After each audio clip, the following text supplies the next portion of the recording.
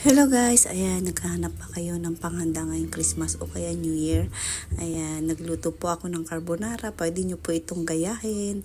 Ang atin pong mga sangkap andyan na po sa screen. Ayan, syempre una nilaga ko po ang ating pasta. Magisa na po tayo para sa sauce. Una pong ginagawa ko, yung bacon po, pinagkikrispy ko siya. Tapos naghihiwalay po ako ng pangbudbud sa ibabaw. Pinagmamantika ko po ang bacon, tapos yung mantika po niya, doon po ako nagkikisa at nilalagyan ko po siya ng margarine na ang flavor po garlic. Tapos ayan, igisa na natin ang ating bawang at sibuyas. Ayan, gisa-gisa lang po. Tapos ilagay na po natin ang ating ham. Pagka nagisa na rin po ng konti, ilagay na rin natin ang paminta at ang ating mushroom na slice.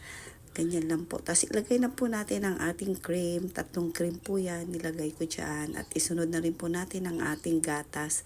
3 ibap din po yung nilagay ko dyan. 1:1 po yan. Ayan. Tapos haluin lang po natin. Pakuluin po natin. Tapos ilagay na po natin ang ating cheese. Siyempre, yung cheese na pampalapot at pampalasa. Huwag na po kayo maglagay ng asin dyan para hindi po umalat.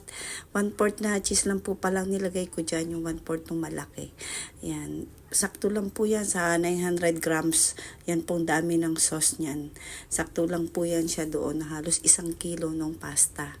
Ayan. Tapos lagyan na po natin ng cheese sa ibabaw at ang ating bacon na crispy. Salamat po sa inyo.